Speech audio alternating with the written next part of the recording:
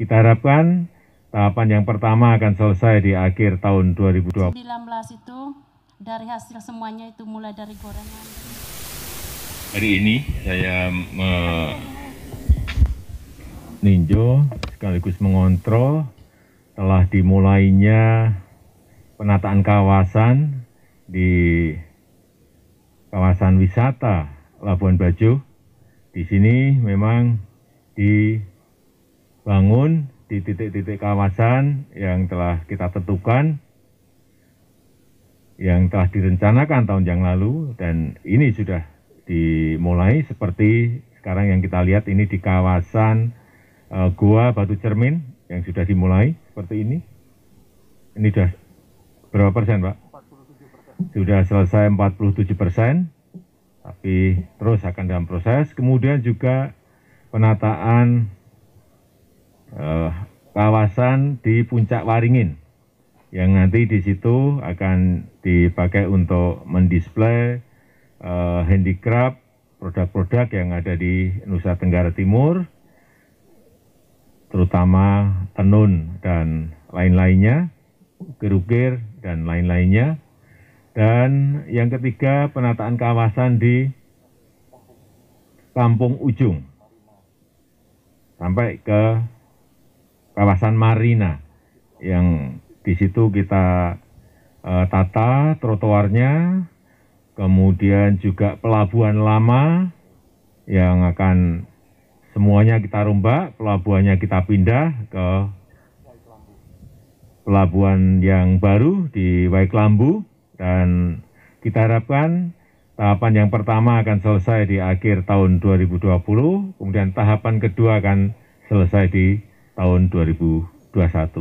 Juga penataan di Pulau Rinca, di mana kita bisa melihat Komodo juga dilakukan penataan yang disesuaikan semuanya ini dengan alam yang ada di lingkungan kawasan itu. Sehingga kelihatan sangat natural siapapun yang berkunjung, dan ini akan kawasan Labuan Bajo akan menjadi sebuah kawasan yang betul-betul memang premium. Saya rasa itu yang bisa saya sampaikan pada kesempatan yang baik ini. Terima kasih. Salam kebajikan. Yang saya hormati Pak Menteri, Pak Gubernur, staf khusus Presiden yang saya hormati, Bapak Ibu sekalian, saya tahu keadaan saat ini tidak gampang, tidak mudah, baik itu untuk usaha mikro, untuk usaha kecil, untuk usaha menengah maupun usaha besar.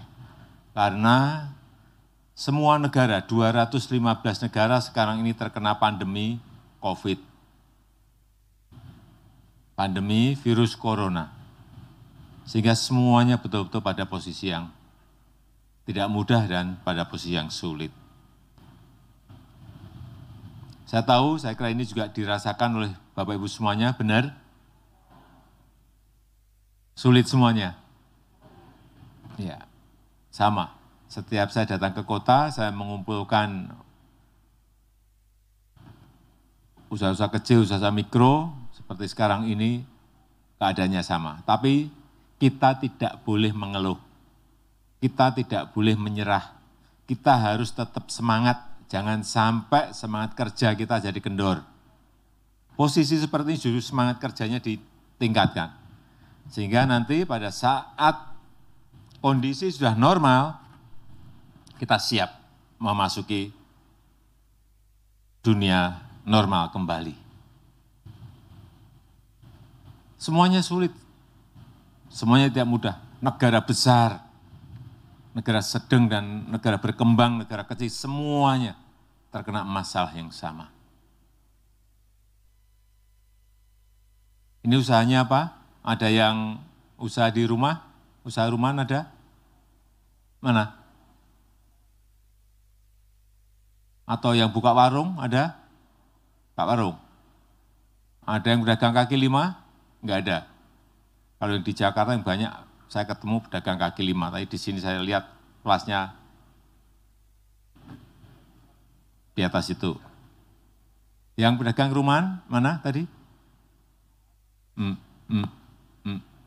Ibu jualan apa? Jualan apa, Bu? Jualan keripik pisang. Keripik pisang Iya. di rumah. Iya. Terus orang datang ngambil gitu. Tidak, kita kebetulan di rumah itu kita buka kios kecil-kecilan, sekalian kita bikin kue, snack yang roti, gorengan, ditambah keripik. Bukannya keripik ya, Iya. roti, gorengan, Iya. apalagi.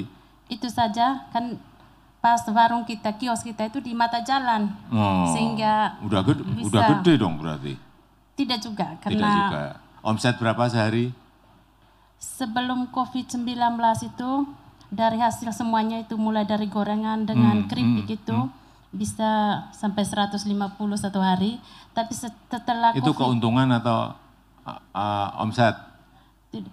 Omset itu kok jualannya bisa mencapai itu gitu? Atau keuntungan itu?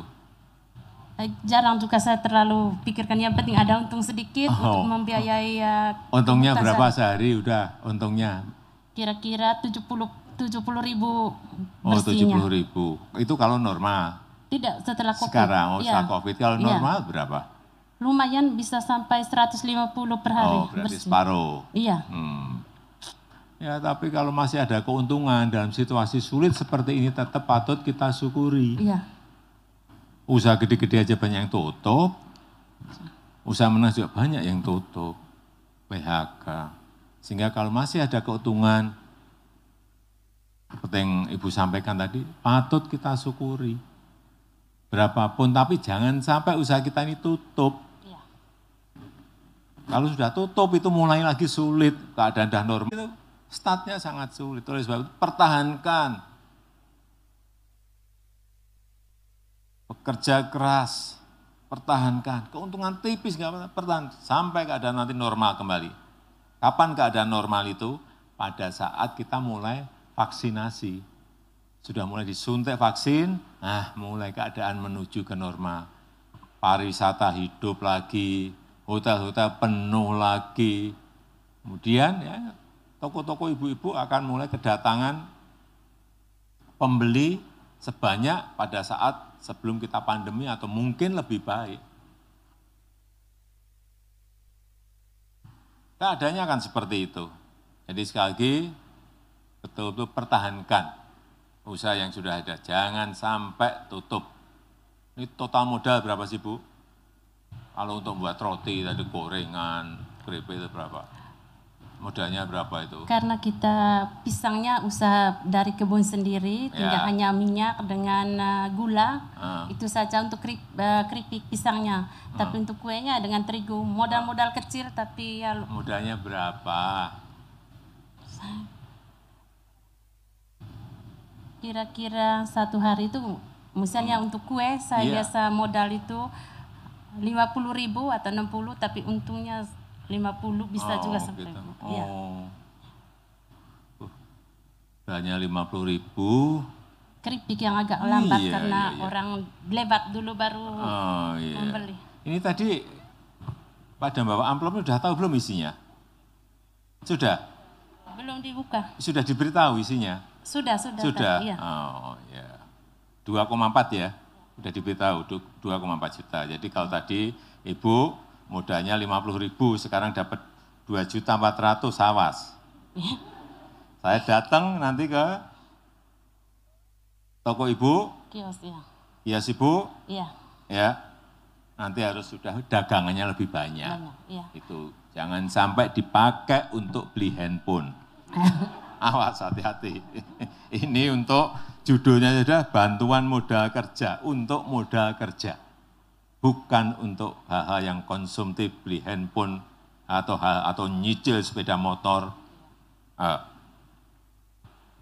Kapan-kapan saya bisa mampir ke tempat Bapak Ibu sekalian untuk melihat, usahanya sudah berkembang lebih baik, itu yang kita inginkan. Dari yang mikro bisa menjadi kecil, dari yang kecil bisa menjadi menengah, itu yang kita harapkan. Saya rasa itu yang bisa saya sampaikan pada kesempatan yang baik ini. Selamat bekerja keras, semoga nanti di awal tahun depan kita sudah mulai vaksinasi, sehingga keadaan mulai Membaik. kembali normal. Ya. Doa kita semuanya. Terima kasih. Terima kasih, Pak. Wassalamualaikum warahmatullahi wabarakatuh.